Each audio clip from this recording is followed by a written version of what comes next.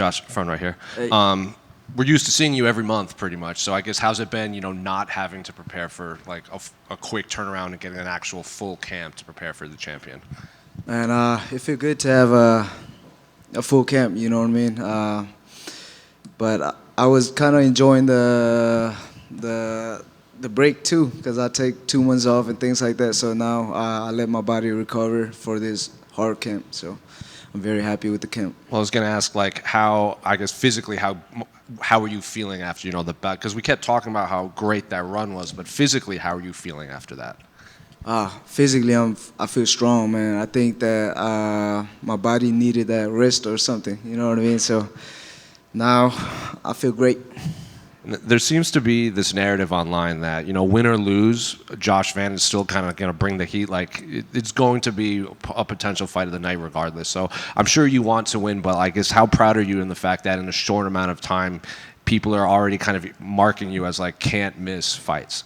Yeah, that's crazy, right? Because before the Royval fight, there was like, even if you lose, it's okay, right? So I don't plan on losing. You know what I mean? So I'm here to take that belt from one of the greatest in our division.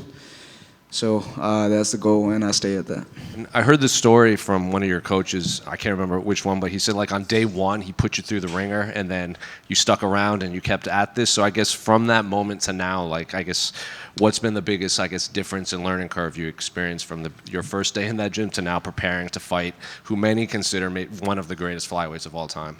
Yeah, my first day in the gym, man, I was just a little cocky as a kid,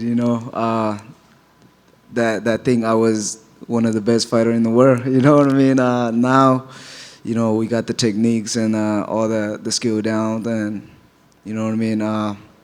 Just fighting for something more important now.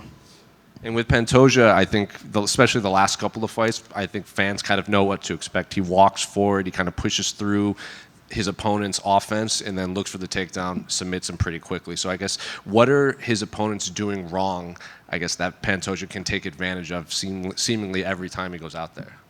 Yeah, like I always say, man, they give him too much respect. And you got to remember, I'm a counter puncher. So let's see if you want to rush in with that, you know what I mean?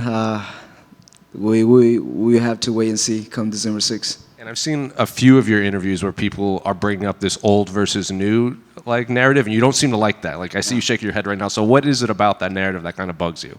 Because, we got to give credit to Pantoja, man. He's the greatest of all time in my eyes, in our division.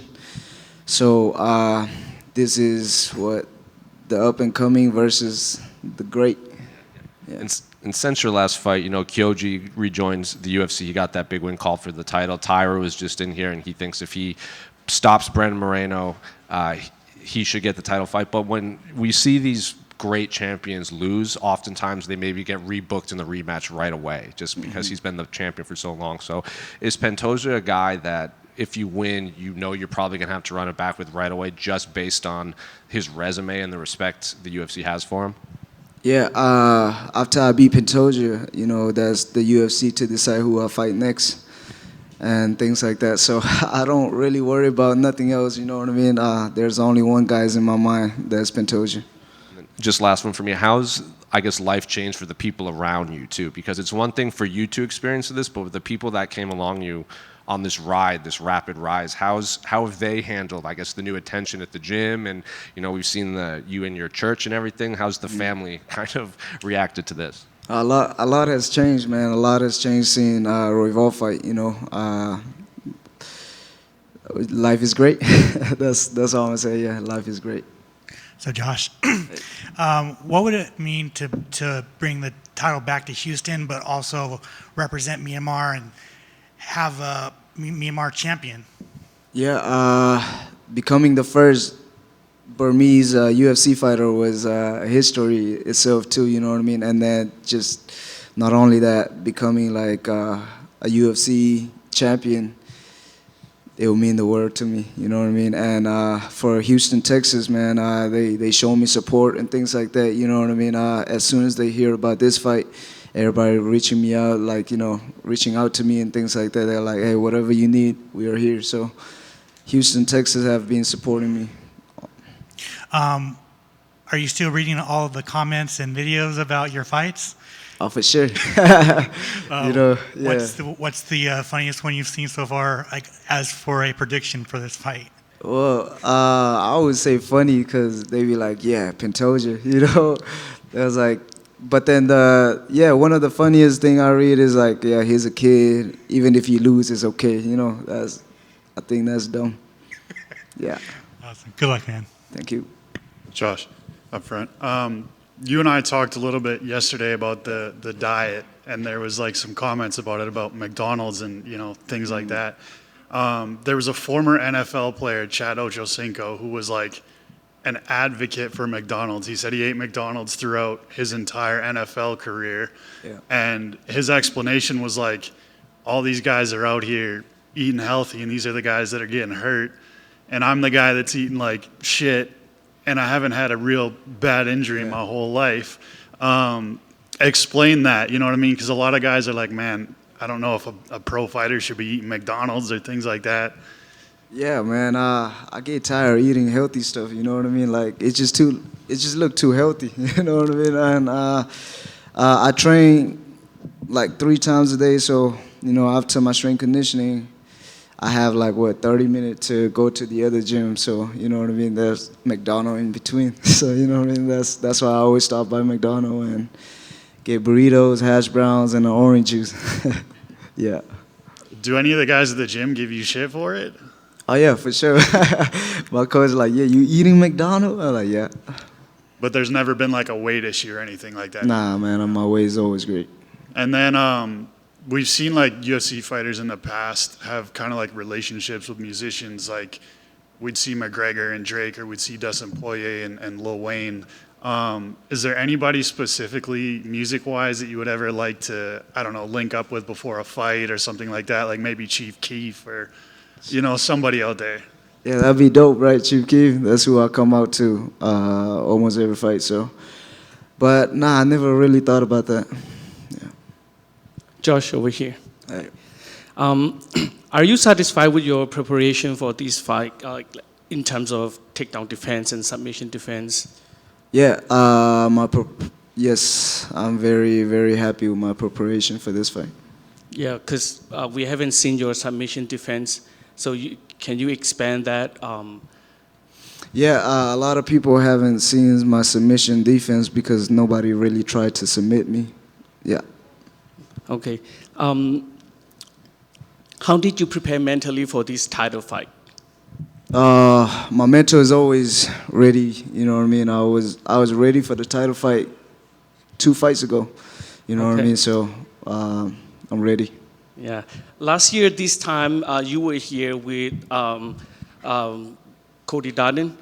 Right. This time you were early prelim, and then now in just a year you're fighting for title fight. How do you feel about that? I feel great, man, especially after I see myself on the poster. I look damn good in that poster, you know what I mean? So I'm very, very happy with what's happening right now. Okay, if you win this fight, do you want to defend the title in the White House? Yeah, when I win the fight, I want to defend the title wherever the UFC want me to defend it. Okay. Is it your family, all your family coming? Is it your mom going to be by the ringside supporting you in this fight? Yes, my mom is always here, you know what I mean, supporting me every fight, so yes. Okay, one last question. မြန်မာပရိသတ်တီကိုမြန်မာလူနဲ့နိုင်ငံတကာနဲ့အားပေးနေတဲ့မြန်မာပရိသတ်တီကိုပေါ့နော်မြန်မာလူနဲ့ဗာစကားလေးတစ်ခုဗာများပြောချင်လဲ မြန်မာပရိသတ်တွေအကုန်လုံးကျွန်တော်အရင်ဝန်တာပါတယ်ကျွန်တော်ကိုအားပေးရတဲ့လူတွေလည်းကျွန်တော်ဝန်တာပါတယ်ကျွန်တော်အကောင်းဆုံးကြိုးစားမယ်ပြီးရင်ကျွန်တော်တို့UFC ကပ်ကိုယူမယ် Thank you. Thank you. Joshua, over here. Hey. You just mentioned how important it is for you to represent your country and also Houston. But what does it mean for you to represent the new era of fighters? Because you will be the first fighter born in the 2000s to fight for the title belt. Yeah. It feels great to represent the younger generation, you know what I mean? Like, look at that shit. Like, the 20s. You know what I mean? The first Yeah. guy to born in the 2000s.